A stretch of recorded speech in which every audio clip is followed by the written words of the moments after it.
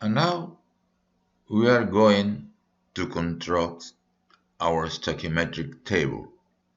First, we will start with batch systems. Batch reactors are primarily used for the production of specialty chemicals and to obtain reaction rate data in order to determine reaction rate loads and rate load parameters such as K, the specific reaction rate, also called the rate constant.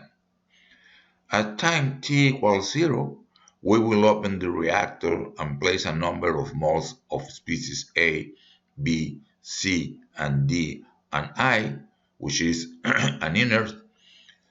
So we will put Na0, Nb0, Nc0, Nd0, and Ni respectively into the reactor. Species A is our basis of calculation, and Na0 is the number of moles of A initially present in the reactor. Of this, Na0x moles of A are consumed in the system as a result of the chemical reaction, leaving Na0 minus Na0x moles of A in the system.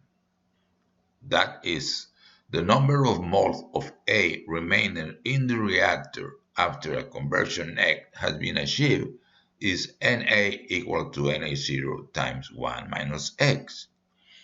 We will now use conversion in this fashion to express the number of moles of B, C, D in terms of conversion. To determine the number of moles of each species remainder after Na0x moles of A have reacted, we form the stoichiometric table, which presents the following information. In column 1, the particular species. In column 2, the number of moles of each species initially present. In column 3, the change in the number of moles brought about reaction. And in column 4, the number of moles remaining in the system at time t. To calculate the number of moles of species B remaining at time t, we recall that at time t, the number of moles of A that have react is Na0 times x. For every mole of A that reacts, B divided by A moles of B must react. This ratio, B divided by A, we are going to use, yes, we are going to say the stoichiometric ratio. Therefore, the total number of B that have react is mole of B equal the stoichiometric ratio BNA times Na0 times x. Because B is disappearing, the sign of the chain is negative. Nb0 is the number of mole of B initially in the system. Therefore, the number of mole of B remaining in the system Nb at time t is given by Nb equal Nb0, the initial ones, minus the ratio of the stoichiometric coefficient BNA times Na0 times x. So here we have our stoichiometric table for a batch system. In the first column, we have the species A, B, C, D, and the inert, and the total. In the second column, we have Na0, Nb0, Nc0, Nd0, Ni0, and the total, the sum of all of them. In the third, the change, minus Na0 times x for A, minus the ratio of the stoichiometric coefficient BNA times Na0 times x, and so for C and D. At the end, in the fourth column, we will have that Na is going to be Na0 minus Na0 times x. For Nb will be Nb0 minus the ratio of the stoichiometric coefficient BNA times Na0 times x, and so for C and D, similar expressions. In the last row, we have the total numbers at time t, nt equal to nt0, so the total numbers at the beginning of the initially in the reaction, plus the sum of the ratios of the stoichiometric coefficient dNA plus CNA minus BNA minus 1, all that times Na0 times x. Let's take a look at the total in the last column of the table. The stoichiometric coefficients in parentheses, the ratio D divided by A plus C divided by A minus B divided by A minus 1 represent the increase in the total number of moles per mole of A react. Because these terms occur so often in our calculation, is given by the symbol delta. So delta is going to be the ratio of the stoichiometric coefficient of D divided by A plus C divided by A minus B divided by A minus 1. And the parameter delta tells us the change in the total number of moles per mole of A react. The total number of moles can now be calculated from the expression. The total numbers nt at time t is equal to nt0, so the total numbers initially plus delta times na0 times x. Equations for batch concentration. The concentration of A is the number of moles of A per unit volume, so the Ca is equal to Na divided by B, where B is the volume and Na is the number of moles of A.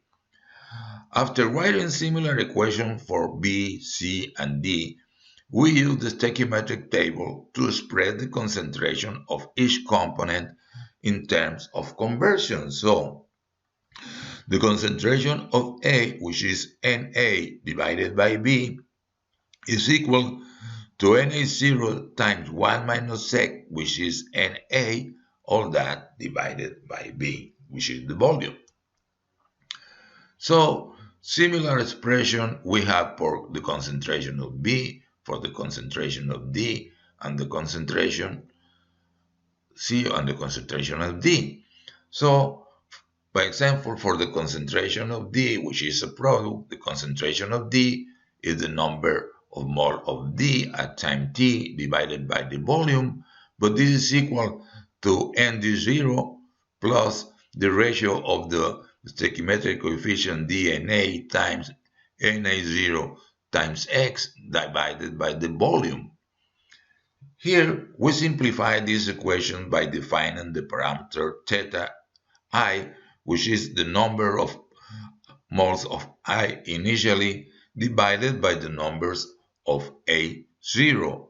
So is equal to the concentration of I0 divided by the concentration of A0, and is equal to the mole fraction I0 divided by the mole fraction A0, y I0 divided by A0.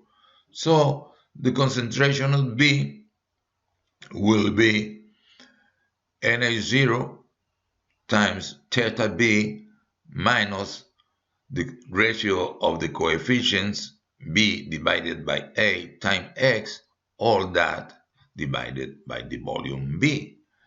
And we will have similar expressions for the concentration of C and for the concentration of D. By example, for the concentration of D, we will have equal the concentration of D will be Na0 times delta D plus the ratio of the coefficients D divided by A times X, all that divided by B, and we must recall that theta D is equal to the number of moles of D0 divided by the numbers of moles Na0. Constant volume batch reaction system. Some significant simplification in the reactor design equations are possible when the reacting system undergoes no change in volume as the reaction progresses. These systems are called constant volume or constant density because of the invariance of either volume or density during the reaction process. By example, when we are working in the gas phase and we have a vacuum line, the reactor it has a constant volume. So we just put the reactant inside the reactor and we leave the reaction to take place. And at different times, we can take samples and send them to the chromatographer to see how the reaction is proceeding. Another example of a constant volume gas phase is a thermal reaction occurs when the number of moles of product is equal to the number of moles of reactants. By example, the water-gas shift reaction, important in coal gasification and many other processes, is one of these. Here we have CO plus water gives CO2 plus hydrogen. And here the number of mole of the reactants are equal to the number of mole of the product, so there is no change in volume. Another example is for liquid phase reaction in solution. Here, the solvent usually dominates the situation.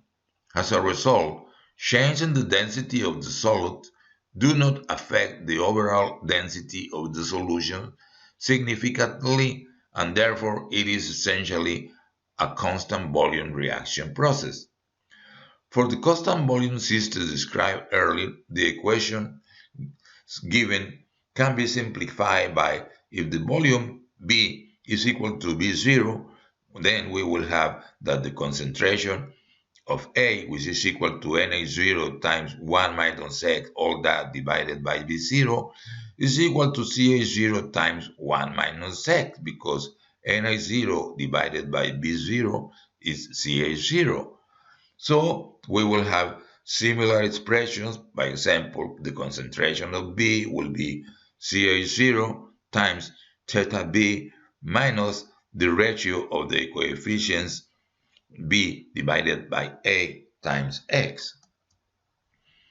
And so for C and for D, we will have, by example, that the concentration of D is equal to CH0 times theta D plus the ratio of the coefficient of D divided by A times X.